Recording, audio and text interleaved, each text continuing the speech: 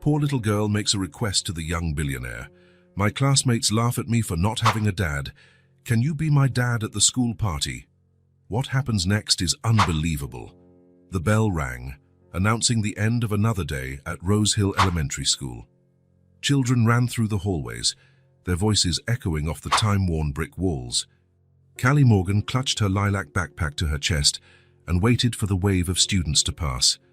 Her light brown hair, tied in a simple ponytail, swayed as she walked with slow steps toward the exit. It had been a tough day, tougher than usual. Father and Child Day, Mrs. Johnson had announced, smiling at the class. Tomorrow is our annual party. Remember to bring your dads. Callie sank into her chair, trying to make herself invisible, but invisibility wasn't an option when you're 5 years old and the only kid in the class without a father to bring.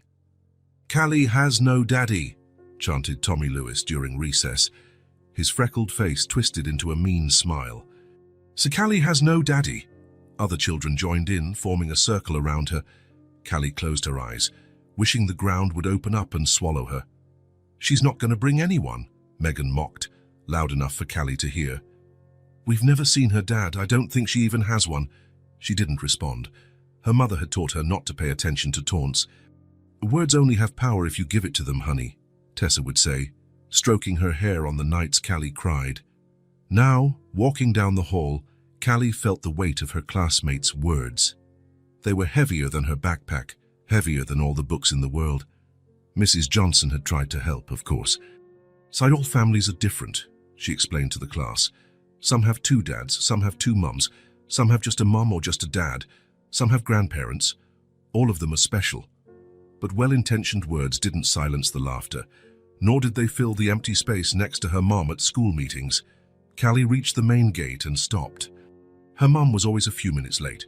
She worked as a cleaner in a big building downtown, and sometimes the bus was slow. Callie didn't mind waiting. The school monitor, Mrs. Davis, always stayed with her until her mum arrived. That's when she saw him. A tall man in a dark suit was standing next to a shiny black car. He wasn't like the other dads who drove dented cars or arrived on foot, tired after a day's work. This man looked important, like the executives in the magazines her mom flipped through at the doctor's office. He was looking at his phone, his face serious, focused. There was something about him, maybe the way he stood apart from the other adults, or how his shoulders seemed to carry an invisible weight, that made Callie think that, despite the nice suit and expensive car, he might understand what it felt like to be alone. An idea began to form in her mind. A crazy, absurd, desperate idea. Before she could think better of it, Callie let go of Mrs. Davis's hand and walked toward the stranger. Her small pink sneakers scuffed on the concrete as she approached, her hands sweating around the straps of her backpack. The man didn't notice her until she was just a few steps away. When he finally looked up from his phone, his gaze was distant, as if he was still reading messages in his mind. "Excuse me, sir," Callie said, her voice so small she could barely hear it herself. The man blinked, finally registering the little girl's presence. His eyes were a deep blue, like the sky after the rain has passed. "Yes," he replied, his voice deep but not threatening. Callie took a deep breath. It was now or never. "My classmates laugh at me for not having a dad." She swallowed hard, fighting back the tears that threatened to fall. "Can you be my dad just for one day at the school party?" Wes Barrett, CEO of Barrett Enterprises and a young billionaire, had heard many requests in his 30 years of life, requests for loans, for promotions, for second chances, but never, in his entire meteoric career as a businessman, had anyone asked him to be a father, even if it was just for a day. He looked at the little girl in front of him, small for her age, with big brown eyes that seemed to hold a universe of emotions. There was a quiet dignity about her, even with her chin trembling slightly as she waited for his answer. Wes began, but the words failed him. What was he even doing here? His driver had called to say the car needed an emergency repair, and he had decided to wait in front of some random school in a neighborhood far from the city center. He wanted to get away from the office for a few hours, away from the meetings, the spreadsheets, the decisions that affected hundreds of lives. And now this child was asking him for something he didn't know if he could give. I think you're confused, little one. I don't know you, or your mother. I can't just show up at a school party, he replied, more bluntly than he intended. Callie didn't back down. Instead, she lifted her chin in a brave attempt not to show her disappointment. The party is tomorrow at 2 o'clock, she informed him, as if she hadn't heard his refusal. You just have to show up and say you're my dad. No one will know. A woman, probably the school monitor, was looking at them with growing concern. In a few seconds, she would come over to see what was happening. Callie, the woman called out. Come over here, sweetie. Your mom will be here soon. I have to go, and Callie said quickly. My name is Callie Morgan, room 1B, if you want to come. She hesitated, then added, please. Before Wes could answer, the girl ran back to the monitor, who cast a suspicious glance in his direction. He quickly turned his attention back to his phone, pretending to be busy until his driver arrived with the backup car. 15 minutes later, Wes was in the back seat of another black sedan, heading to the meeting he had postponed. But his mind wasn't on contracts or numbers. Instead, he saw brown eyes begging for something he had never considered giving anyone: his time. Wes had no family. His parents separated when he was just 3. His mother, a waitress who worked 2 jobs to support him, died of cancer when he was in his early 20s, leaving him alone in the world. With only a promising idea and unwavering determination, Wes turned a garage startup into a tech empire. His meteoric rise to becoming a billionaire before 30 made him one of the most recognized faces in the business world, the personification of the American dream, the poor boy who never knew his father and changed his own destiny. Relationships, only professional ones. Friendships, superficial at best. Mr. Barrett, we've arrived, the driver informed him, interrupting his thoughts. The Barrett Enterprises headquarters rose majestically against the afternoon sky, 40 floors of glass and steel, a monument to his success, and somehow, for the first time, it felt empty. The rest of the day passed in a haze. Wes spoke when necessary, signed documents, made decisions, but a part of his mind kept returning to that moment at the school gate. Can you be my dad just for one day? How desperate did a child have to be to approach a stranger with such a request? What did she face daily to get to this point?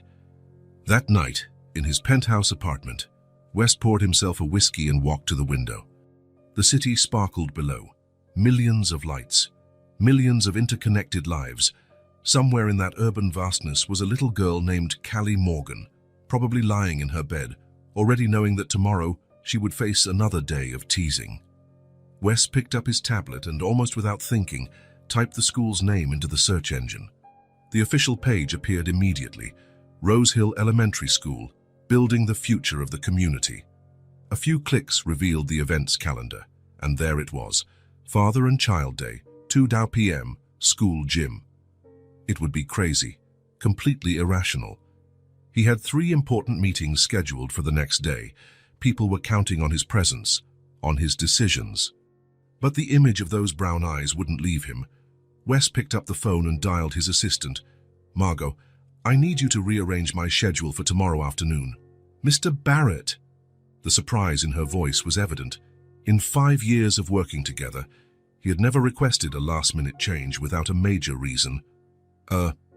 Personal commitment has come up, he explained, knowing how strange it sounded. Wes Barrett didn't have personal commitments. Is there a problem, sir? No, Margot. In fact, it might be the exact opposite. After hanging up, Wes returned to the window. The whiskey in his glass remained untouched. For the first time in years, perhaps for the first time since becoming an adult, he was about to do something purely on impulse, not for strategy, not for calculation, not out of obligation. Can you be my dad just for one day? The words kept echoing. For some reason he couldn't explain, that simple sentence had pierced the armor he had built over decades. An unknown little girl, with a lilac backpack and eyes full of hope, had found a crack in the armor that not even his closest partners could penetrate. As he prepared for bed, Wes tried to convince himself he was just doing a good deed. The kind of gesture that would make a good story to tell at some charity dinner. Yes, I once helped a child in need. But deep down, He knew there was something more. There was something about that girl that touched Wes deeply. Maybe it was her hopeful eyes, or the courage to approach a stranger with such a sincere request, or maybe, on a level he could barely admit to himself, it was because he understood. He had also grown up without a father, facing the same questions, the same looks, the same taunts. The difference was that no one had shown up to hold his hand when he needed it most, just for one day. The words echoed in his mind. One day could mean so much to that child. One day could change something, even if it was small. One day that he, Wes Barrett, could give. It wasn't a calculated decision. It wasn't a strategic move. It was purely human, purely instinctive, something the young billionaire rarely allowed himself. Sleep was slow to come, and when it finally did, Wes dreamed of an elementary school, of laughing children, and of a small hand holding his as they walked through the playground together. The next morning, as his driver navigated the city traffic, Wes looked out the window with a strange sense of anticipation. He had chosen a less formal suit, opting for a navy blazer and grey slacks. More appropriate for a school party, he thought. "Where to, sir?" the driver asked. Wes hesitated for only a second. "Rose Hill Elementary School," he replied, the name feeling foreign on his tongue. "And cancel my appointments until the end of the afternoon." The driver nodded, showing no surprise. Years of service had taught him not to question his boss's destinations or decisions. As the car moved through the streets, gradually leaving the downtown skyscrapers behind for simpler neighborhoods, Wes wondered what he would say when he got there. How would he explain his presence? What if the girl's mother was there? What would happen when they found out he was a complete stranger? But above all these questions, one stood out. Why was he doing this? The answer remained hazy, but there was a growing certainty in his chest. For the first time in a long time, Wes Barrett was following not market logic, not business strategy, not the most efficient path, but something he barely recognized in himself, an impulse of the heart. Wes had the car stop across the street, watching the activity at the school gate. Fathers and children were arriving in a steady stream. Some men wore suits, coming straight from work. Others were in casual clothes, jeans and t-shirts with sports team logos. He took a deep breath, adjusted his shirt collar, and checked his watch. 2 o'clock sharp. With one last look in the rearview mirror, he got out of the car. Inside, Callie was waiting on a wooden bench in the main hallway. Her legs dangled without touching the floor, and with every new adult that entered, she craned her neck, her anxious eyes searching for a face she wasn't sure would come. "Callie Morgan." Mrs. Johnson's voice sounded gentle behind her. "Your mother called to say she's at work, but she'll come as soon as she can," she said, running a hand through the girl's hair. "Shall we go to the gym with the others?" Callie hesitated. If she went to the gym now, alone, everyone would see. Tommy and his friends were already there, each with their dads, proudly showing off the adults accompanying them. She could wait a little longer, give it one more chance. "Can I stay here just 5 more minutes?" she asked, her voice almost a whisper. Mrs. Johnson looked at the wall clock. 5 minutes, she agreed. "Then we have to go, okay?" Callie nodded, turning her attention back to the door. 4 minutes. 3. 2. The door opened, and for a moment the sun created a golden silhouette around a tall figure. Callie squinted, unsure. And then, he was there. Wes Barrett walked into the school hallway, completely out of place in his perfectly tailored navy blazer. His eyes scanned the room until they met hers. "Callie?" Her face lit up. In an instant, she jumped off the bench and ran to him. "You came!" she exclaimed, stopping a few feet away, suddenly shy. "I thought you wouldn't come." Wes knelt to be at her level, feeling the curious gaze of Mrs. Johnson from a distance. "I said I would, didn't I?" he replied with a half-smile. For a moment, they just looked at each other, two strangers united by an unlikely promise. Then, in a gesture that surprised them both, Callie held out her hand. "The party has already started. We have to go to the gym." Wes took the small hand in his, and together they walked down the hall past Mrs. Johnson, who watched the scene with a puzzled expression. "Mrs. Johnson, this is my dad," Callie introduced, with a confidence that hadn't existed the day before. Wes extended his free hand. "Wes Barrett, a pleasure to meet you." "Jennifer Johnson," the teacher replied, shaking his hand. "I don't believe we've met at the parent meetings before. Unfortunately, my work commitments rarely align with school hours," Wes improvised. "But I'm glad I could be here today." Before the conversation could venture into dangerous territory, Callie pulled his hand. "Come on. I don't want to miss the sack race." The gym was decorated with colorful balloons and banners that read, "Happy Father and Child Day." Activity stations were scattered around the space, one for t-shirt painting, another for building with blocks, a makeshift track for the sack race, and an area with tables for snacks. When they entered, several heads turned. Callie walked with her head held high, her small hand firmly holding Wes's. She led him straight to the painting station. "We have to make matching shirts," she explained seriously. "It's a tradition." Wes watched the other fathers and children, all focused on painting white t-shirts with colorful paint. Some were drawing superheroes, others writing messages like "World's Best Dad." "What should we paint?" he asked, picking up a brush. Callie thought for a moment. "A star for you and a star for me," she decided, "because stars shine in the dark and are never alone in the sky." Something tightened in Wes's chest. How could a 5-year-old formulate such a profound thought? He nodded, unable to speak for a moment. They worked side by side, painting large golden stars on their shirts. Wes's was clumsy, with uneven points.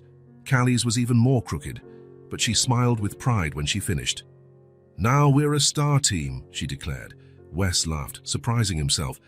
He couldn't remember the last time he had truly laughed, without calculating its effect at some meeting or social event. From t-shirt painting, they moved on to the sack race. Wes, who commanded board meetings with absolute authority, was now hopping awkwardly inside a burlap sack, drawing laughs from Callie and amused looks from the other dads. "You have to jump faster," she shouted, already ahead, hopping with the surprising coordination of a 5-year-old. Wes tried harder, determined not to disappoint her. In the end, they finished in 4th place out of 8 pairs, which Callie considered an absolute victory. "See, we almost won," she said, breathless and beaming. The afternoon continued with building block towers. Theirs collapsed spectacularly, causing more laughter. Drawing with crayons, Callie drew a portrait of him that looked more like an alien. And finally, a snack of sandwiches, fruit and juice. Sitting at a low table, Wes watched Callie eat her peanut butter sandwich, leaving crumbs everywhere. There was a lightness about her now, so different from the sad-eyed girl who had approached him the day before. "Did you have fun?" she asked between bites. "A lot," he answered honestly. And it was true. The missed meetings, the unanswered emails, the postponed decisions, none of it mattered now. For the first time in years, Wes Barrett was fully present in the moment, not thinking about the next move, the next deal, the next problem to solve. "Tommy said you weren't my real dad," Callie commented casually, looking at her juice box. "But I told him he was wrong." Wes felt a lump in his throat. "And what did he say after that?" "Nothing. He got quiet after you won the ring toss game," she smiled. "You threw it really far." A photographer hired by the school was circulating the event, capturing moments between fathers and children. When he approached them, Callie immediately straightened her posture. "Can we get a picture?" she asked the photographer, who nodded. Callie positioned herself next to Wes, as serious as if she were posing for an official portrait. "Smile," she instructed in a low voice. The flash went off once, twice. In the second photo, Wes put his arm around Callie's small shoulders, and they both smiled genuinely. "I'd like a copy of these," Wes said to the photographer. "Both of them, please." As the afternoon wore on, more activities were completed. At some point, Wes noticed he was being watched by a few mothers and a couple of fathers. Maybe they were wondering who the man in the expensive suit was that they had never seen before. Or maybe they just noticed how out of place he seemed, trying to fit into a world of simplicity and childish joy. But none of that mattered. The only opinion he cared about was that of the little girl who was now pulling him to the last activity. A circle dance that left Wes completely awkward, but made Callie roar with laughter. When the clock struck 4:30, Mrs. Johnson announced the end of the party. Parents and children began to say their goodbyes, collecting their creations and belongings. Callie and Wes walked to the main gate, each carrying their newly painted t-shirt. A school secretary handed him an envelope with the photos printed on the spot. "Thank you for coming," Callie said, her voice suddenly small again. "It was the best day." Wes knelt in front of her. "Thank you for inviting me," he replied, surprised by the sincerity in his own voice. Callie hesitated, then asked, "Can you come another day too?" The question hung between them. Wes knew he should say no. This was the deal. One day, just one. Coming back into her life would complicate everything. It would create expectations. It would open doors he didn't know if he could keep open. But looking into those hopeful eyes, remembering the pure joy of those hours, Wes Barrett, the billionaire who never made a decision without analyzing all the angles, answered with his heart. "Yes," he said, smiling. "So I'd like that very much." The smile that lit up Callie's face was worth more than any deal he had ever closed. She threw herself into his arms in an impulsive hug, and for a moment, everything in the world felt perfectly right. Separating, she asked, "Promise." "I promise," Wes replied, knowing that, for the first time in a long time, he was making a promise he was determined to keep, no matter the cost. Saturdays took on a new meaning for Wes Barrett. Before, they were just another day to work without the hassle of meetings, quiet hours in his penthouse office, analyzing reports and planning new acquisitions. Now they were days of parks, ice cream, and conversations with a 5-year-old girl who, in some inexplicable way, had become important in his life. 3 Saturdays had passed since the school party. On the first, Wes took Callie to the zoo. She had never seen an elephant up close, and was so amazed that she insisted on standing in front of the enclosure for almost an hour. On the second, they went to the movies to watch an animated film about robots with feelings. Callie ate popcorn until she felt sick, but assured him it was worth it. On the third Yom, a rainy day took them to the Science Museum, where she ran from exhibit to exhibit, absorbing everything with eager eyes. At each meeting, the routine was the same. Wes would pick Callie up from the door of the small apartment on the second floor of a simple building. She would already be waiting, dressed and anxious, sometimes holding a drawing she had made especially for him. A woman, presumably her mother, would just give a quick wave from the partially open door, without introducing herself or making conversation. On their return, it was the same, a quick thank you, a closing door, and Wes would go back to his world of glass and steel, carrying memories of childish laughter and surprisingly deep questions. On the 4th Saturday, something changed. Wes stood in front of the worn brick building. The paint on the windows was peeling, and the entrance handrail was slightly crooked, but the place was clean and well kept, within the limitations of a working-class neighborhood. He checked the time, 9:30 a.m., precisely as they had arranged. He walked up the stairs to the second floor and knocked on the door of apartment 2B. He heard quick, excited footsteps, Callie's certainly, and then an adult voice saying something in a low tone. The door opened, and for the first time, it wasn't Callie who greeted him, but a young woman. She was a few inches shorter than him, with brown hair tied in a simple bun. Dark circles marked her eyes, which were the same intense shade of brown as Callie's. She wore faded jeans and a light blue blouse, simple but impeccably clean. "Mr. Barrett," she asked, extending her hand. "I'm Tessa Morgan, Callie's mother." Wes shook her hand, noticing the calluses and slightly rough skin, hands that worked hard. "Wes, please," he replied. "It's a pleasure to finally meet you formally." "Likewise," Tessa said, without smiling. There was caution in her eyes, the natural reserve of a single mother facing the stranger who had inexplicably taken an interest in her daughter. "Callie is just finishing getting ready. Would you like to come in for a moment?" The invitation took Wes by surprise. On previous Saturdays, he hadn't crossed the threshold. He nodded and stepped into the small apartment. The space was compact but organized with precision. A small living room with a second-hand sofa covered by a colorful blanket. A coffee table with a stack of children's books. On the wall, drawings made by Callie, framed with colored cardboard. The kitchen was visible through a counter, small with old appliances but spotlessly clean. Coffee? Tessa offered, indicating a chair at the kitchen table. That would be great, Wes replied, sitting down. Tessa moved around the kitchen efficiently, like someone who knows every inch of the space. As the coffee maker worked, an uncomfortable silence hung between them. "Callie has been talking a lot about you," Tessa finally said, breaking the silence. "Apparently, you know all the names of the dinosaurs and why the sky is blue," Wes smiled. "I had to look up the dinosaurs the night before, and the explanation about the sky was pretty simplified." Tessa placed a cup of coffee in front of him. There was no cream or sugar, and he didn't ask. "Can I ask," she began, sitting across from him, "why a man like you is spending his Saturdays with a 5-year-old girl?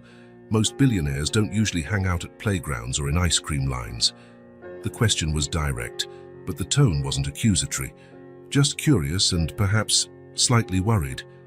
Wes thought carefully before answering. The truth seemed like the only option. Callie approached me outside the school the day before the Father and Child Day. She asked if I could pretend to be her dad for a day. He watched Tessa's expression, looking for signs of shock or anger, but she just listened intently. I know it sounds strange, but something in that request, it moved me. I grew up without a father too. I know how hard it is. Tessa took a sip of her own coffee, her eyes never leaving his. "So you showed up at the party," she concluded. "Yes. The plan was just to go that one time, but when she asked if I could come back," Wes shrugged. "I couldn't say no." Tessa nodded slowly, processing the information. "Samaham." Callie's voice broke the moment as she ran into the kitchen, already dressed in jeans and a purple t-shirt with a unicorn on it. She stopped when she saw Wes. "You already met my mum." "Yes, we were just introducing ourselves," Wes replied, smiling at the girl. "Are we going to the amusement park today?" Callie asked, practically jumping with excitement. "If your mother agrees," Wes replied, looking at Tessa. Tessa watched her daughter, noticing the sparkle in her eyes, the excitement that had been missing for so long. Then she looked at Wes, evaluating him. "Be back by 5, she said finally. "And not too much sugar. She gets impossible." "Mom," Callie protested, but her smile was radiant. After they left the apartment, Tessa watched from the window as Wes helped Callie into the car, making sure her seatbelt was properly fastened. There was care in his gestures, a genuine attention that was hard to fake. Tessa wasn't naive. She knew she should be suspicious. Rich men don't just walk into the lives of poor families for no reason. But she also saw the change in her daughter, the renewed confidence, the pride when she talked about her friend Wes. The nightmares had lessened, and she no longer cried before going to school. The apartment fell silent after they left. Tessa returned to the pile of clothes to be ironed, her second job doing sewing and ironing work to supplement her salary as a cleaner. Her hands were calloused and her back constantly ached, but she never complained. There was no time or space for weakness in her life. As she worked, she thought about Wes Barrett. She had Googled him after the first Saturday, when Callie came home talking non-stop about her new friend. Young, self-made billionaire, private, no scandals, no wife, no children. What did he want with a 5-year-old girl from a poor neighborhood? But the answer he had given, about growing up without a father, about being touched by Callie's request. It seemed sincere. At 5 o'clock sharp, Wes's car pulled up in front of the building again. Tessa watched from the window as he walked Callie to the door, carrying a small teddy bear that had likely come from the amusement park. Callie was talking non-stop, gesturing excitedly, and Wes was listening with genuine attention, nodding and laughing at the right moments. When they knocked on the door, Tessa opened it, and Callie immediately launched into recounting her adventures. "Mom, we went on the roller coaster. Well, the little one, because Wes said the big one isn't for my age yet, but it was amazing anyway. And I won this bear at the ring toss, but Wes helped a little bit." Tessa smiled at her daughter, stroking her hair. "Go put your things away, sweetie. I need to talk to Mr. Barrett for a minute." Callie looked between them, hesitant but obeyed, taking her new bear to her room. In the hallway, Tessa faced Wes directly. "She's happy," she said simply. "Happier than I've seen her in a long time." Wes nodded. "She's an extraordinary kid." "She is," Tessa agreed. Then, after a pause, Next Saturday, maybe you'd like to have dinner with us after your outing. Nothing fancy, just spaghetti and sauce. But Callie would like that. The invitation hung between them, heavy with meaning. It wasn't just a dinner. It was an opening, a reluctant attempt to let this stranger a little further into their lives. "I'd be honored," Wes replied, realizing he meant it. Tessa nodded, not smiling, but her eyes had softened. 7 o'clock. Then, as Wes walked down the stairs, he felt a strange lightness. Behind him, in a simple second-floor apartment, a tired mother was hugging an excited little girl, listening to stories about a perfect day. Two lives that were now somehow intertwined with his. Monday dawned grey, with heavy clouds promising rain. Wes arrived at the Barrett Enterprises headquarters earlier than usual. He liked the silence of the building before the flood of executives, analysts and assistants invaded the halls with the buzz of business and ambition. 6:30 in the morning. The main lobby was still empty, except for the security guards who greeted him with respect. He nodded back, heading for the private elevator that would take him straight to the 40th floor, the top of the building, where his office occupied half the space. The meeting with the Japanese investors was scheduled for 9, and he wanted to review the numbers one last time. The acquisition of the solar technology network was important, not just for the immediate profit, but for the direction it would give the company in the coming years. The elevator rose smoothly. Wes adjusted his tie, thinking about how he would explain the change in strategy to the board. Some of the more conservative members wouldn't look kindly on investing in sustainable energy. To them, Barrett Enterprises should stick to the financial and real estate sectors, where profits were predictable. But Wes had other plans. Maybe it was the time spent with Callie, listening to her innocent concerns about polar bears and forests, or maybe it was just a clearer vision of the future. Either way, he was determined to direct at least 30% of the company's investments into green technologies over the next 5 years. The elevator stopped on the 35th floor. The doors opened, revealing a partially lit hallway. Strange. This floor housed the legal department, and rarely did anyone arrive before 8. Wes hesitated, about to press the button to continue up, when he noticed movement at the end of the hall. A figure in a grey uniform was pushing a cleaning cart, the janitorial staff, probably. On impulse, he held the elevator door and stepped out. He would walk through the 35th floor and take the regular elevator later. A surprise inspection always kept everyone on their toes. The hallway smelled of cleaning solution, a subtle citrus scent. The marble floor gleamed under the lights that turned on automatically with his movement. As he walked, he could hear the soft hum of a vacuum cleaner in one of the meeting rooms. Reaching the open door, Wes stopped. With her back to him, a woman was meticulously vacuuming under the long conference table. Her brown hair was covered by a hairnet, and she moved with the efficiency of someone who knows her job well. There was something familiar about her. The way she moved, the posture of her shoulders. As if sensing his presence, the woman turned off the vacuum and turned around. Her eyes widened in recognition and shock. His probably mirrored the same expression. "Tessa?" She remained motionless for a moment, then straightened her shoulders. "Mr. Barrett." The silence that followed was thick, filled with unasked questions. Wes tried to process the information. Tessa, Callie's mother, working as a cleaner in his building. For how long? How had he never noticed her before? "You work here," he said finally. A statement, not a question. "For 3 years," Tessa replied, her voice calm but tense. "The night shift, from 4 to 10, the outsourced cleaning company placed me in this building."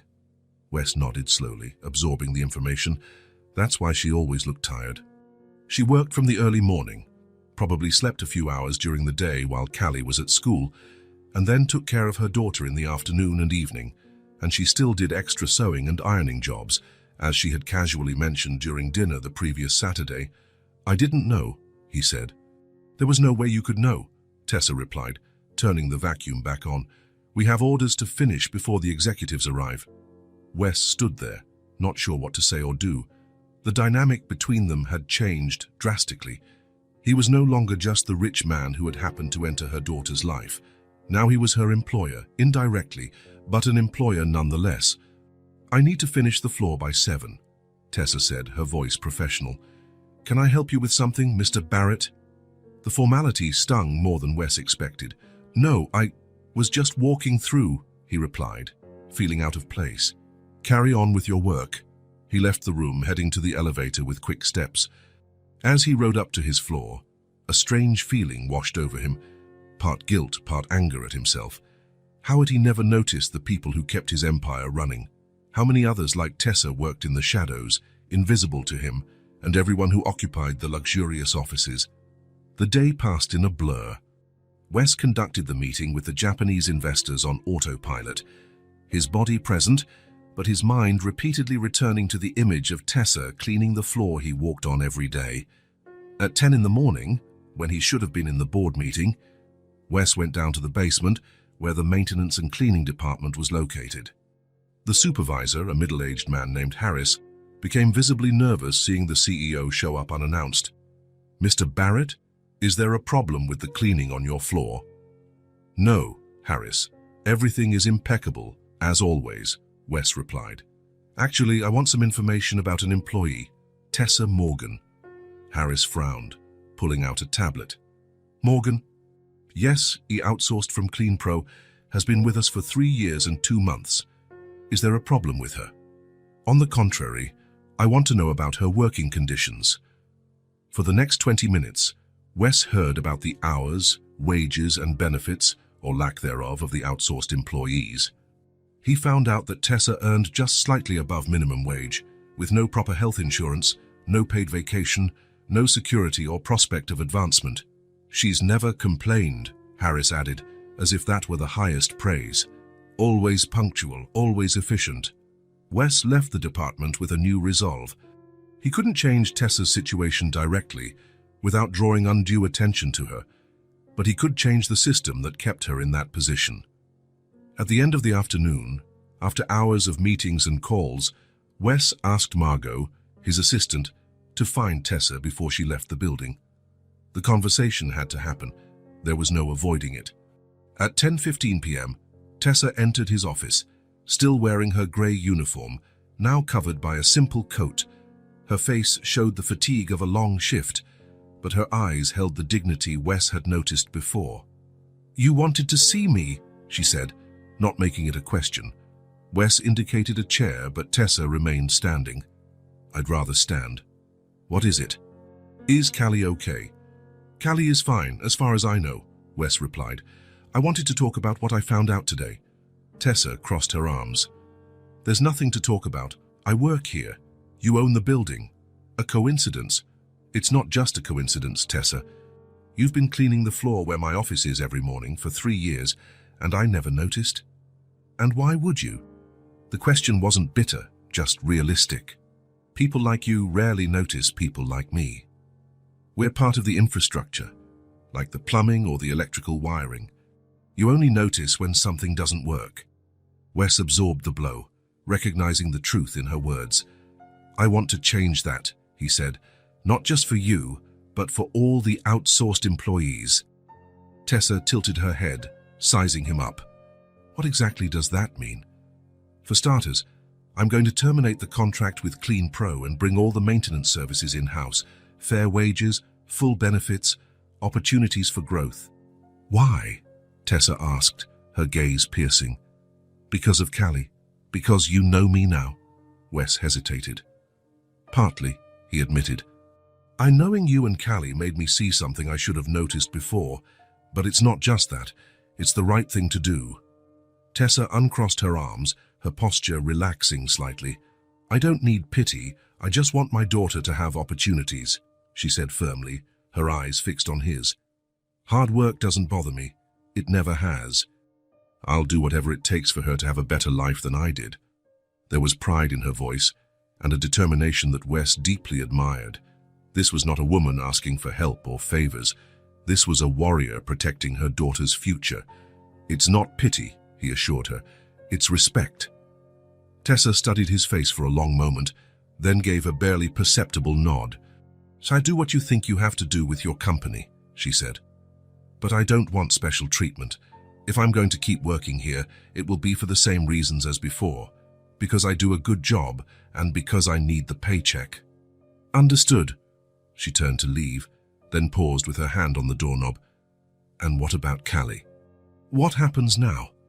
Wes hadn't considered that aspect. How would this change his relationship with the girl? Nothing changes, he replied. If you agree, I'll continue visiting her on Saturdays. This has nothing to do with work. After a moment's hesitation, Tessa nodded. She would be devastated if you disappeared now. Then she left, closing the door softly behind her. In the following weeks, Wes put his promise into practice, though more discreetly than he had initially planned. Instead of a grand corporate announcement, he implemented gradual changes that wouldn't draw specific attention to Tessa. First, the cleaning crew received new equipment, lighter, more efficient vacuums, less toxic products, more ergonomic carts. Small improvements that made the work less strenuous. Then, without fanfare, he reviewed the policy for hiring third-party contractors, stipulating minimum conditions that companies had to offer their employees, including basic health insurance and safe transportation for those working the graveyard shift. In a board meeting, he presented a plan to progressively internalize the maintenance and cleaning services, arguing with cold, hard numbers about efficiency and talent retention. The board approved, unaware of the true motivation behind the proposal. For Callie, anonymous gifts began to arrive at school, advanced children's books that Wes knew she would love, an educational tablet with math and science games, professional quality art supplies. When Tessa asked her daughter about the gifts, Callie just smiled and said, "Mrs. Johnson said they came from donors for kids who are good at science." To the apartment, mysterious deliveries arrived, a new refrigerator when the old one broke, a weekly basket of fresh fruits and vegetables that the school was sending as part of a nutrition program, school supplies that were left over from the company's donation drive. Wes knew he couldn't do this indefinitely. Tessa was too observant not to notice, and indeed, on a Thursday night, after a month of these small interventions, his phone rang.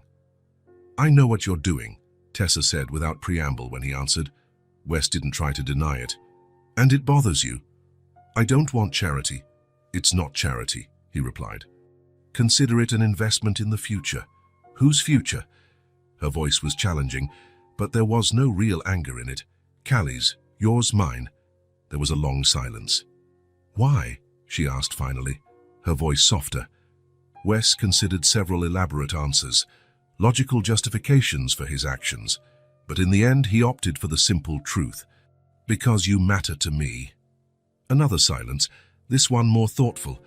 "The new fridge is too big for the kitchen," Tessa said finally. "And the fruit baskets are overkill. Nobody eats that much mango." Wes smiled, understanding what she wasn't saying. "I'll adjust that."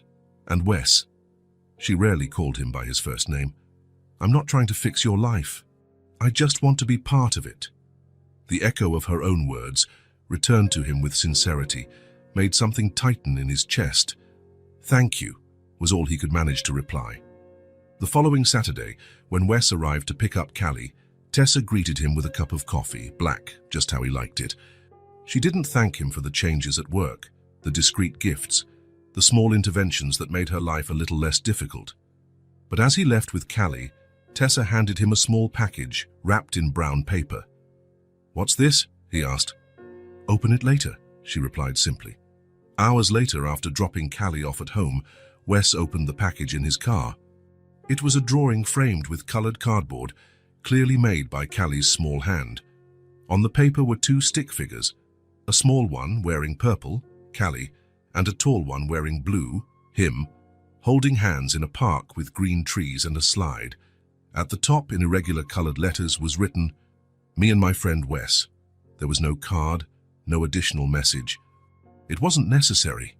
In the silent language they were developing, the gift said everything that needed to be said.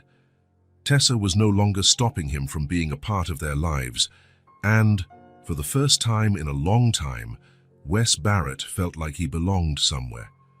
Rain fell gently over the city as Wes parked in front of Tessa and Callie's building on a Wednesday night. It wasn't Saturday, his usual visiting day, but Callie had a school presentation about the solar system, and she had insisted he be there. "It's important," she had said over the phone, with the seriousness only a 5-year-old can have when talking about something that truly matters. I'm going to be Jupiter, I have a speech and everything. How could he say no to that? Wes grabbed his umbrella and walked to the entrance. Over the last 3 months, the routine had gradually expanded. It started with Saturdays, then occasional dinners, then some Sundays. Now, he was present for special moments like this, a dedicated spectator in Callie's developing life. Tessa opened the door before he even knocked, as if she had been waiting by the window. "She's been ready for an hour," she said with a small smile. "The most anxious planet in the galaxy." Wes stepped inside, taking in the familiar scent of cinnamon and vanilla that always hung in the apartment. Tessa baked when she was nervous, and it seemed today had been a day for many cookies. "Wes," Callie appeared, running from her room, already dressed in an impressive homemade Jupiter costume. An orange t-shirt decorated with the great red spot and other planetary details, a skirt that seemed to have layers representing the atmospheric bands, and a headband with small moons made of styrofoam balls. She hugged his legs tightly, and he bent down to return the hug properly. "Wow, Jupiter in person, I'm honored," he said, admiring the costume. "Did you make this?" he asked Tessa. "We made it together," she replied. "Callie drew the design, I just executed it." "It's amazing," he praised sincerely. "Ready to shine on stage?" Callie nodded enthusiastically. "I memorized all my lines. Want to hear?" "Absolutely." As Callie recited facts about the largest planet in the solar system, "I have 67 known moons, and a storm on me can last for hundreds of years." Wes noticed Tessa's gaze. There was something different about it today, a softness that went beyond gratitude or initial tolerance. "Okay, we have to go," Tessa announced, gently interrupting the planetary monologue. "Mrs. Johnson asked us to get there 15 minutes early." On the short drive to the school, Callie continued practicing her lines in the back seat, while Wes drove and Tessa checked that all the costume details were perfect. They worked well as a team, Wes realized, each naturally finding their role in this strange unit they had formed. Rose Hill Elementary was lit up and full of anxious parents when they arrived. The auditorium had been decorated with planets hanging from the ceiling and stars on the walls. Teachers rushed around, organizing excited children in their colorful costumes. "I have to go backstage," Callie announced with importance. "You guys sit together, okay, in the front so I can see you." "Of course, sweetie," Tessa promised. "We'll be right where you can see us." Callie hesitated for a moment, then looked at Wes with huge eyes. "You're going to stay until the end, right?" "Wouldn't miss it for the world," he assured her. She smiled, satisfied, and then shot out a phrase that changed everything. "Thanks, Dad. See you after the show." And she ran off to join the other children, completely oblivious to the impact of her words. Wes stood paralyzed. "Dad." She had called him Dad. It wasn't forced, it wasn't rehearsed, it came out naturally, as if it were the most normal thing in the world. He looked at Tessa, who seemed equally surprised. "She's never—" Wes began. "No," Tessa confirmed softly. "That's the first time." They found seats in the second row, exactly where Callie could see them. Wes sat down, still processing what had just happened. It was something he should have anticipated, considering the time they spent together, the bonds they had been building.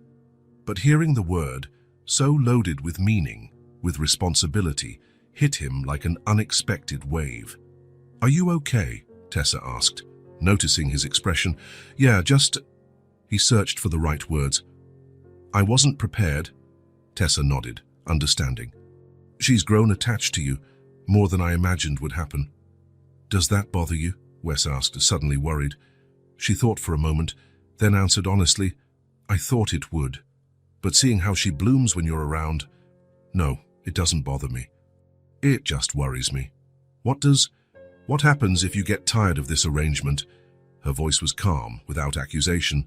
"She's already lost one father. She can't lose another." Wes's reply was cut short by the start of the show. The lights dimmed, and Mrs. Johnson walked onto the small stage to introduce Our Cosmic Neighborhood, an educational musical about the solar system. First came the sun, played by a robust boy wrapped in golden yellow fabric. Then Mercury, Venus, Earth, Mars, each planet with its moment in the spotlight and a short speech about its characteristics. When Jupiter took the stage, Wes felt a pride he didn't know was possible. Callie walked with confidence, spinning slowly to show the colorful bands of her costume, and then recited her lines perfectly without hesitating once. When she finished, she looked directly at where Wes and Tessa were sitting and smiled, a smile as radiant as the sun who had just sung the opening number. In the applause that followed, Wes realized he was smiling so much his cheeks hurt. Beside him, Tessa clapped enthusiastically, a mother's pride evident in every line of her face. The presentation continued, moving through Saturn, Uranus, Neptune, and finally, the dwarf planet Pluto, who received extra applause for his emotional line about still being part of the family, even if I'm different. The finale was a grand cosmic dance, with all the planets revolving around the sun, while singing about the harmony of the universe. When the lights came up, Callie ran to them, still beaming with post-performance adrenaline. "Did you see? I said everything right, and I wasn't even nervous." "You were incredible," Wes said, genuinely impressed. "The best Jupiter of all time." "Of all the solar systems," Tessa added, hugging her daughter. Callie looked at them both, her eyes shining. "How can we get ice cream to celebrate?" Tessa glanced at Wes. It was already late for a 5-year-old, but special occasions deserved exceptions. "Just today," she agreed, "but a small one." The ice cream shop near the school was almost closing, but the owner, used to the post-school event rush, welcomed them with a tired smile. Callie chose a strawberry ice cream with chocolate topping and ate it as if it were the best thing in the world, recounting every moment of her performance over and over. Back at the apartment, it was already past bedtime. Callie yawned as she climbed the stairs, the energy from the show finally dissipating. "Can I have a story before bed?" she asked as Tessa helped her change from her Jupiter costume into pajamas with star prints. "Of course. Which one do you want tonight?" Tessa asked. Callie looked at Wes, who was standing in the doorway of the small bedroom. "I want Dad to tell it." There it was again, that word. This time, however, it was direct, intentional. Not a casual slip, but a choice. Tessa and Wes exchanged a look, a silent conversation passing between them. "If he wants to," Tessa replied finally. Wes sat on the edge of the bed as Callie snuggled under the covers. "What story would you like to hear?" "One about Jupiter," she decided. "But with a princess." Improvising, Wes told the story of a princess who lived on one of Jupiter's moons, watching the planet's great storms and dreaming of one day visiting it. The princess built a special ship and, after many adventures, managed to navigate through the gas rings, discovering that the Great Red Spot was actually a portal to a magical world. Callie fell asleep before the end, her face relaxed, a small smile on her lips. Wes tucked the blanket around her and, on impulse, lightly kissed her forehead. "Good night, little Jupiter," he whispered. In the living room, Tessa had made tea. 2 steaming cups were waiting on the coffee table. It was late, and they both knew they should say goodbye, but something in the atmosphere, the emotion of the evening, the word "Dad" still echoing between them, called for a conversation. Wes sat on the sofa, accepting the cup Tessa offered. "You're a good storyteller," she commented, sitting in the armchair opposite him. "Do you have practice?" He smiled. "None. But I've improvised a lot in business meetings. It's not that different." They sipped their tea in a comfortable silence for a few moments. "About what?" Callie said. Wes began finally. "You don't have to be her father," Tessa interrupted gently. "I understand if this is too much." Wes considered the statement, searching for the honest answer within himself. "It's not that it's too much," he said slowly. "It's that I'm afraid of not being enough." Tessa tilted her head, an invitation for him to continue. "I never had a role model," he explained. "My father left when I was very young. I don't know how to be that. Nobody knows at the beginning," Tessa replied. "Believe me, I didn't know how to be a mother either. I still don't know half the time. But you're amazing with her." "Because I don't have a choice," Tessa said, placing her cup on the table. "When you're the only person a child has in the world, you just find a way." Wes absorbed her words, recognizing the truth in them. "I got pregnant young," Tessa continued, her voice low, looking at her own hands. "Her father left me as soon as he found out. He wanted nothing to do with it. I managed with what I had." Wes watched how she spoke without self-pity, just stating facts. This woman's strength never ceased to amaze him. "Didn't your family help?" he asked. "What family?" She smiled humorlessly.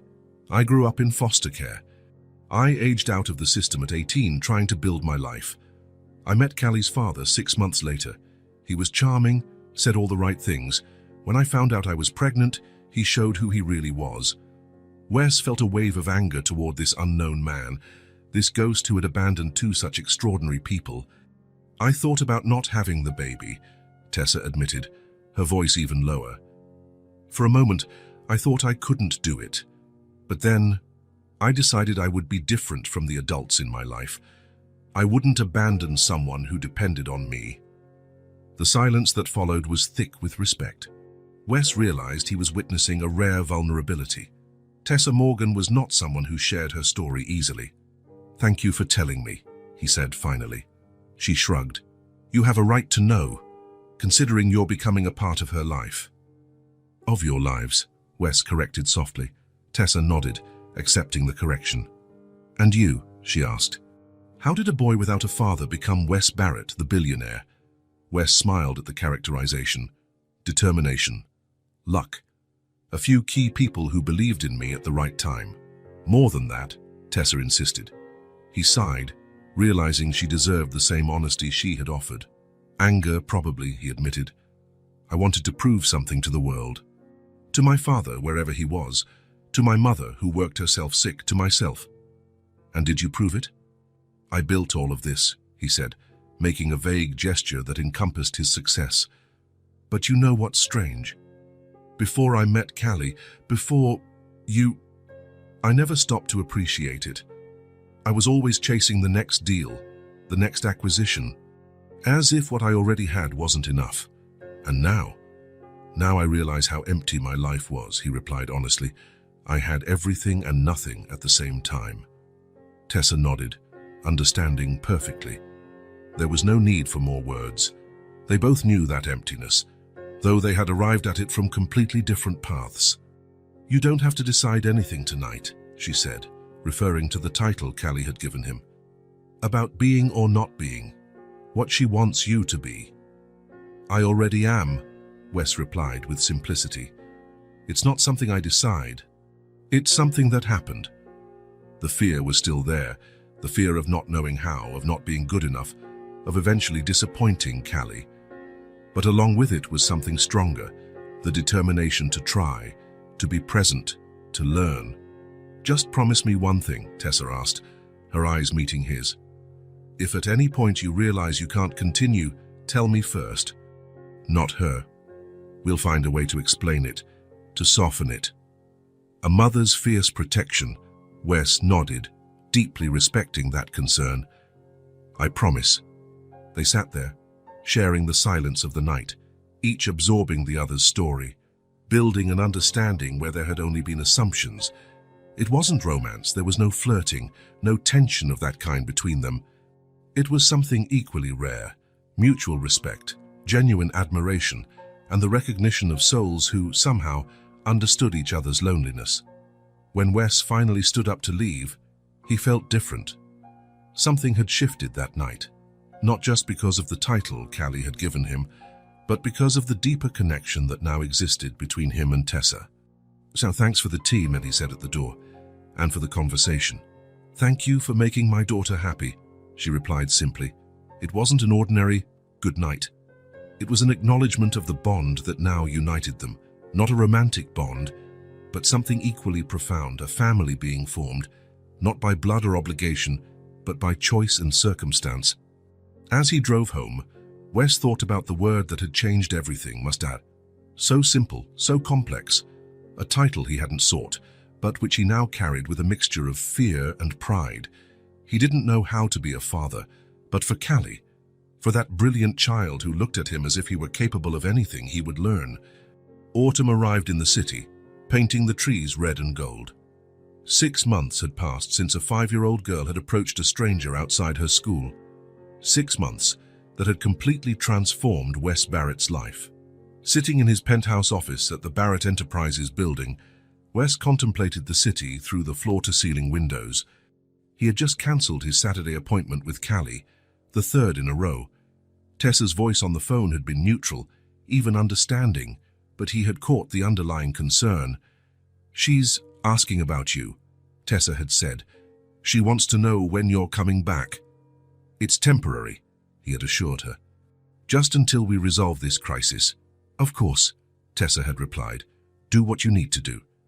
Now, staring at the pile of documents on his desk, audit reports, suspicious contracts, compromising emails, Wes felt the weight of corporate responsibilities like never before. The discovery had started as a small irregularity in the numbers, a subsidiary in Asia reporting higher than expected profits.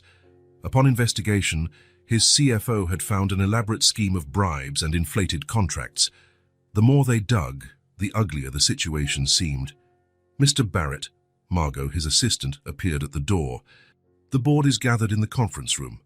Wes nodded, organizing the papers. "I'm on my way." As he walked down the hall, his mind drifted to Callie.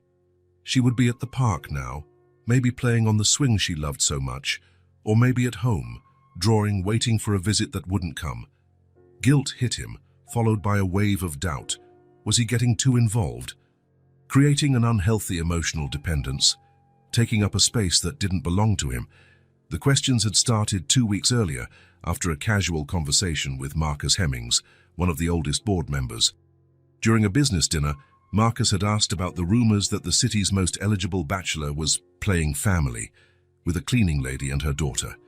"Charity is one thing, Wes," Marcus had said with a condescending smile. "But don't delude yourself into thinking you can replace this child's father. You have responsibilities here. People depend on you." Wes had defended his position, of course. He had made it clear that his personal life was not Marcus's business, nor anyone else's. But the words had planted a seed of doubt that grew with each passing day. In the conference room, 12 serious faces stared at him. The corruption scandal hadn't leaked to the press yet, but when it did, and it would be devastating for the company's reputation. "We have 3 executives directly involved," the head of the legal department reported, "and strong indications that at least 2 board members of the subsidiary were aware." Wes nodded, absorbing the information. "Options?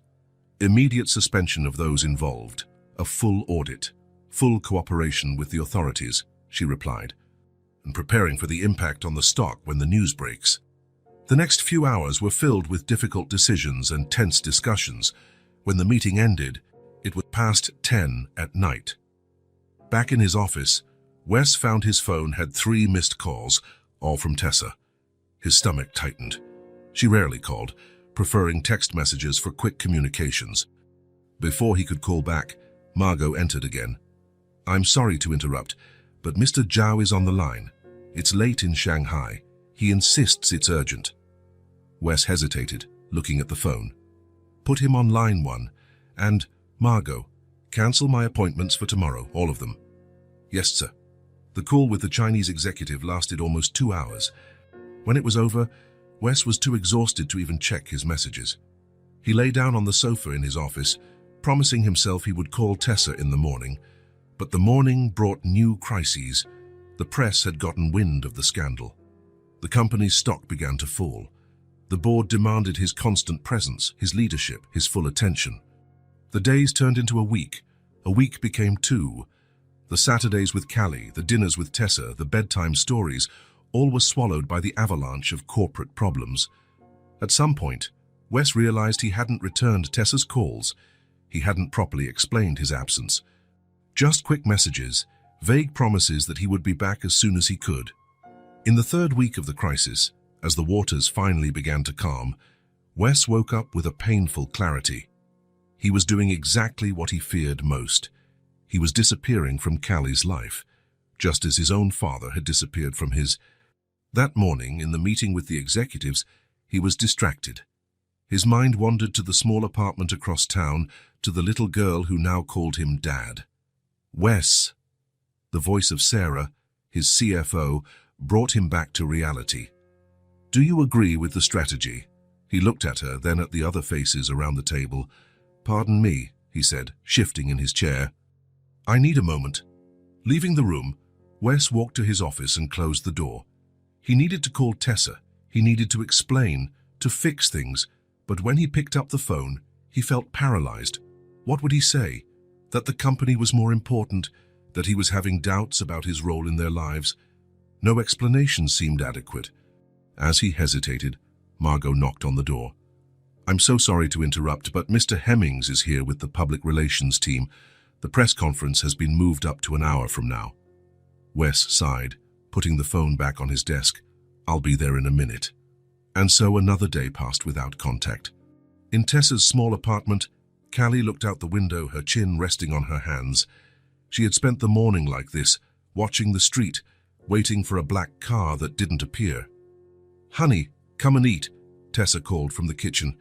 "I made pancakes, your favorite." Callie didn't answer immediately. When she finally turned around, her eyes lacked their usual sparkle. "He's not coming today either, is he?" Tessa's heart ached. 3 weeks without visits. 3 weeks of empty promises and vague explanations. "He's busy with work, Callie. Adults sometimes have big problems to solve." "Oh, but he always came before, even when he was busy," Callie argued, her voice small. "Does he not want to be my daddy anymore?"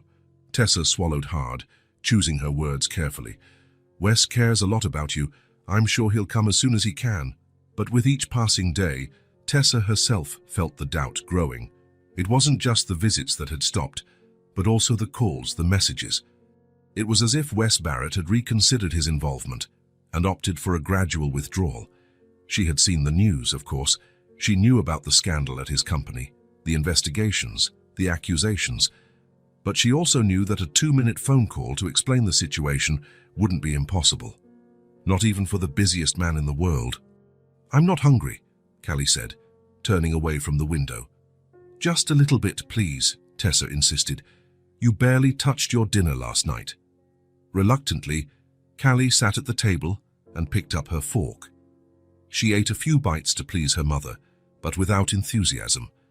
Her appetite had diminished along with her joy in recent days. Tessa watched her daughter with growing concern. Callie had always been a vibrant child, full of energy and curiosity. Now she was quiet, withdrawn. The laughter that once filled the apartment had become rare. "How about we go to the park today?" Tessa suggested, trying to cheer her up. "We can take bread for the ducks." "I don't want to," Callie replied, pushing her plate away. "Can I go to my room?" Tessa nodded, watching as the girl walked away, dejected. The void Wes had left was palpable, like a hole in the fabric of their lives. Tessa realized, with a mixture of sadness and anger, how dependent they had become on his presence. Part of her wanted to hate him for it, for coming into their lives, making himself necessary and then disappearing. But another part understood the pressures he faced, the magnitude of the problems at his company. The next morning, Callie woke up with a slight fever. Her normally bright eyes were dull and she complained of a headache. "I don't want to go to school," she murmured, huddled under the blanket. Tessa sat beside her, placing a hand on her forehead. It was warm, but not alarmingly so. "Okay, you can stay home today. I'll call Dr. Patterson." The doctor could see them late in the afternoon. After a thorough examination, he frowned, confused. "Physically, I don't see anything concerning," he told Tessa in a low voice, while Callie flipped through a magazine in the waiting room. "The fever is low, her lungs are clear, her throat is normal. It could be a mild virus, but, Tessa prompted. "But she seems emotionally withdrawn. Has something happened? Any stress at school, a change at home?" Tessa hesitated, then briefly explained about Wes and his sudden withdrawal. The doctor nodded, understanding. Children often manifest physical symptoms when they are emotionally distressed. The fever might be real, but the cause could be more psychological than viral. "What can I do?" Tessa asked, feeling helpless. "So keep her comfortable, monitor the fever, and then maybe it's time for a frank conversation about her relationship with this man." Tessa thanked him, but as she left the office, she knew that any frank conversation would only make things worse. How do you explain to a 5-year-old that the man she had started to see as a father simply had other priorities? At home, Callie lay on the sofa, hugging the teddy bear Wes had given her months ago. She seemed smaller and more fragile, lost in thoughts she couldn't express. "Want me to read you a story?" Tessa offered, sitting beside her. "I want the story about the king of the blue planet," Callie replied in a low voice. "The one Dad tells." Tessa felt a lump in her throat. "I don't know that one, sweetie. Can you tell it to me?" But Callie just shook her head, hugging the bear tighter. That night, after Callie finally fell asleep, Tessa stared at her phone for long minutes. She had tried calling Wes several times in the past weeks, always going to voicemail. Her texts received brief and increasingly sparse replies. Maybe it was time to accept reality. Wes Barrett had moved on. The family experiment was over. Better to cut ties now, before Callie got even more attached. But then she remembered the look in his eyes when he told Callie stories, the way they laughed together, sharing jokes only they understood. The drawing the girl had made, proudly hanging on the wall, "Me and my friend Wes." With trembling fingers, Tessa typed one last message, short and direct. "She misses you." She sent it before she could change her mind and put the phone aside, not expecting a reply. Wes was in his car, driving home after another exhausting day, when the message arrived. 3 simple words that hit him with the force of a freight train. "She misses you." He pulled over to the side of the road, staring at the phone screen. The guilt he had been trying to ignore exploded in his chest. What was he doing? How could he let corporate pressures push him away from the 2 people who mattered most in his life? Without a second thought, he changed direction. The car clock read 10:37 p.m. when he parked in front of the familiar building. Too late for a visit, but he couldn't wait until morning. He took the stairs 2 at a time and knocked lightly on the door. A few moments later, Tessa opened it, surprise written on her tired face. "Wes." "Sorry about the time," he said, his voice hoarse. "I need to see her." Tessa hesitated for only a second, then opened the door wider. "She's asleep, but—" She gestured down the hall. "You can come in." The apartment was quiet and partially dark, only a small lamp lit in the living room. Wes immediately noticed the dark circles under Tessa's eyes, the tension in her shoulders. "How is she?" he asked, keeping his voice low. "Sick," Tessa replied simply. "Physically, nothing serious. Emotionally." She left the sentence unfinished, but her look said it all. Wes felt the weight of his absence like never before. "Tyra, can I see her?" Tessa nodded, leading him to the small bedroom. Callie was asleep, her face flushed from the low fever, her hair spread across the pillow. She was hugging the teddy bear tightly, as if afraid it too might disappear. Wes sat carefully on the edge of the bed, watching her breathe. How could he have stayed away? How could he have let anything, even a corporate crisis, separate him from this child who had become so important in his life? As if sensing his presence, Callie's eyes slowly opened. For a moment, she seemed confused, as if she couldn't believe what she was seeing. Then recognition and joy lit up her feverish face. "Daddy?" she whispered, her voice small and hoarse. "You came back." Wes felt unexpected tears burn his eyes. "I'm back," he confirmed, taking her small, warm hand. "I'm sorry it took so long." Callie squeezed his fingers with surprising strength. "I missed you so much," she murmured, her eyes already heavy with sleep again. "I missed you too," Wes replied, emotion making it hard to speak. "I'm never going to disappear from your life again." A small smile touched Callie's lips before she drifted back to sleep, still holding his hand tightly. Wes remained there, motionless, feeling the weight of the promise he had just made. It was not a light promise, nor one made in the heat of the moment. It was a commitment that would redefine his priorities, his life. From the doorway, Tessa watched the scene in silence, her own heart torn between hope and caution. Part of her wanted to believe his words. Another part feared that in the next crisis, he would disappear again. But for now, on that quiet night, with the moon shining through the bedroom window, there was peace. The emptiness that had taken over the house in recent weeks had been filled again by the presence of this man who, in some inexplicable way, had become essential in their lives. And whether that peace would last or not, Only time would tell. The Saturday sun warmed the city as Wes parked in front of Tessa and Callie's building. He had planned the day meticulously. First the toy store Callie mentioned so often, then lunch at her favorite restaurant, and finally an afternoon at Central Park, a perfect day for an important conversation. Since his return 3 weeks ago, after his brief but painful absence, Wes had reflected a lot on his place in Callie's life. The doubts that had once plagued him, whether he was taking up a space that didn't belong to him, whether he had the right to call himself a father, had been replaced by a quiet certainty. The crisis at the company, now under control, had taught him a valuable lesson about priorities. Callie was waiting at the entrance, as always, hopping from one foot to the other. She wore denim overalls and a yellow t-shirt with a sunflower design. Her hair was in 2 braids, probably Tessa's handiwork. "You're here!" she exclaimed when she saw him, running to hug his legs. Wes bent down, returning the hug properly. "Punctual as always, ready for our special day." She nodded enthusiastically. "Mommy said we're going to the toy store. Can I pick anything?" "Anything reasonable," Wes replied with a smile. "I don't think a real elephant would fit in the apartment." Callie laughed, a sound that still warmed Wes's heart every time he heard it.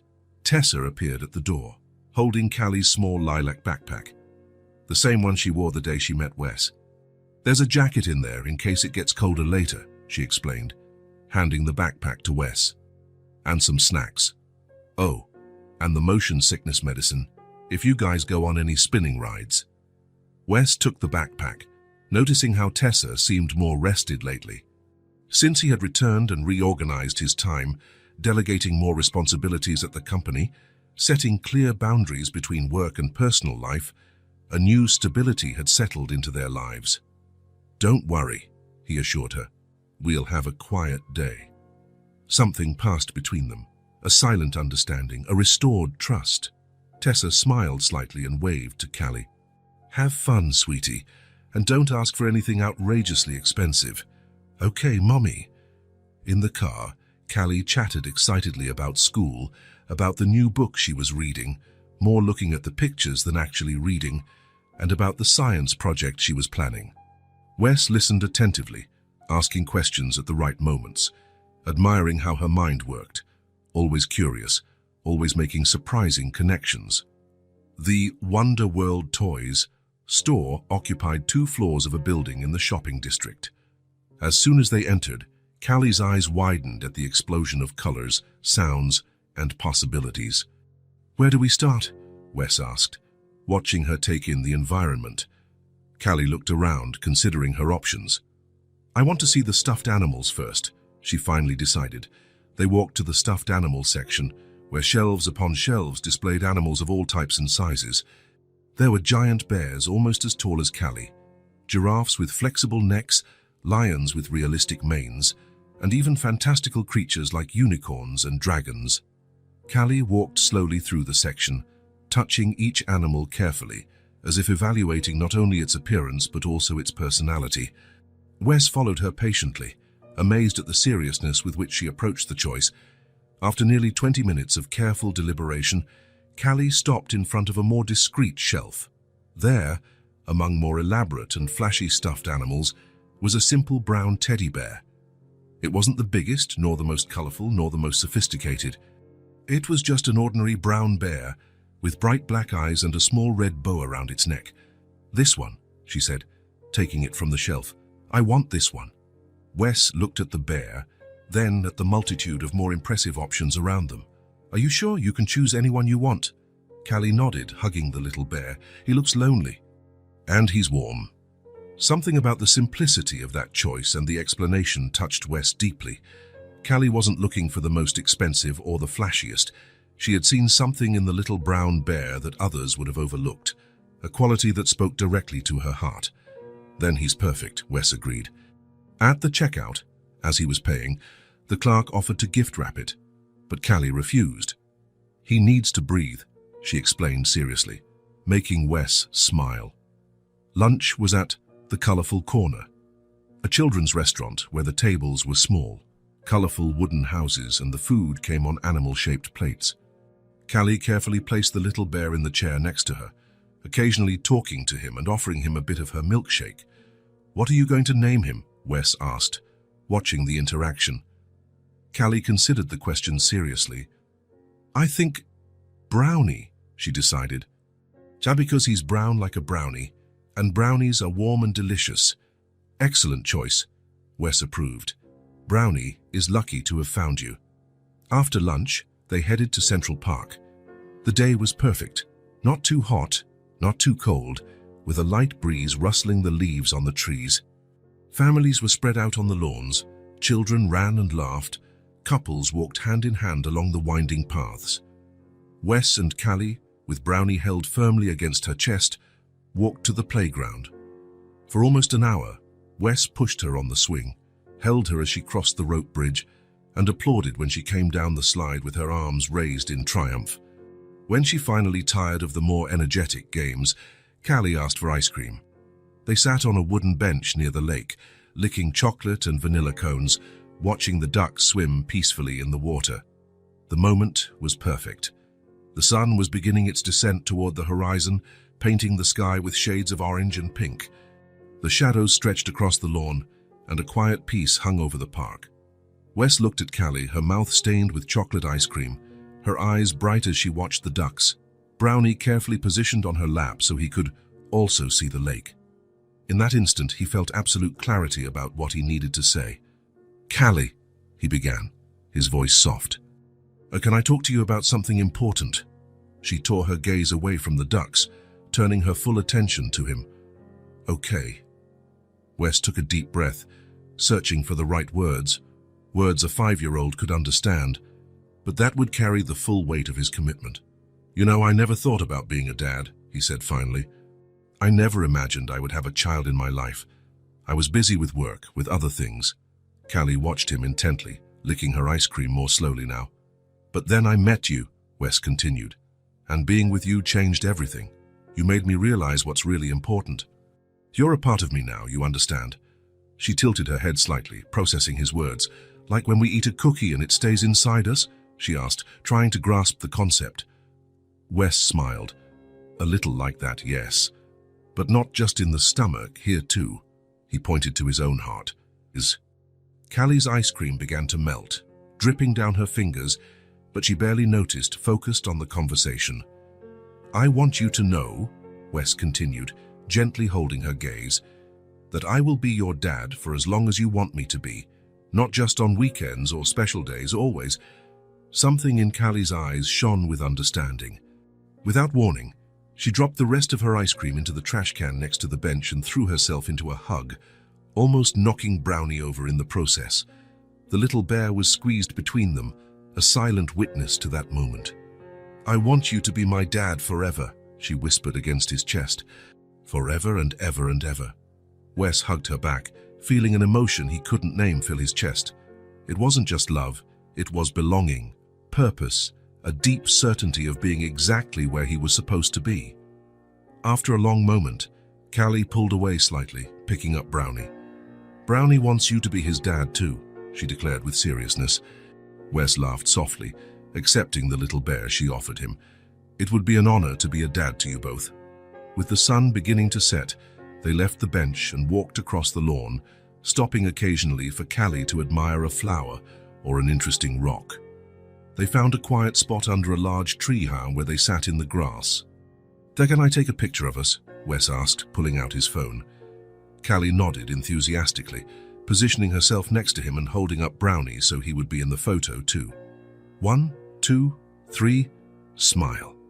Wes captured the moment, the three of them together, with the sunset creating a golden glow in the background. Looking at the image, he felt a deep satisfaction. With a few taps on the screen, he added a caption to the photo. "Father and daughter by heart." He showed it to Callie, who smiled when she saw the words, even though she couldn't quite read them all yet. "What does it say?" she asked. "Father and daughter by heart," Wes read. "Because sometimes families aren't just made when people are born together. Sometimes they're made when hearts find each other." Callie considered this for a moment, then nodded, as if it made perfect sense to her. She rested her head on his shoulder, hugging Brownie to her chest. Wes put his arm around her, feeling the small, warm head against his side, the light, trusting weight of her body. The moment was perfect in its simplicity. They didn't need any more words. A few yards away, partially hidden by an oak tree, Tessa watched the scene. She had left work early and decided to stop by the park, not to spy, but to witness. Something told her today would be an important day. Silent tears streamed down her face as she watched Wes and Callie together under the tree. The little girl nestled against him, as if it were her natural place. But they were not tears of sadness or jealousy. They were tears of relief, of gratitude, of a peace that only a mother could understand upon seeing her child loved and protected. For years, she had carried the weight of motherhood alone. She had wondered if Callie would always feel the absence of a father, if there would always be a void in her life that Tessa couldn't fill, no matter how hard she tried. And then, through the most unlikely of encounters, a stranger had entered their lives. Not a savior, not a prince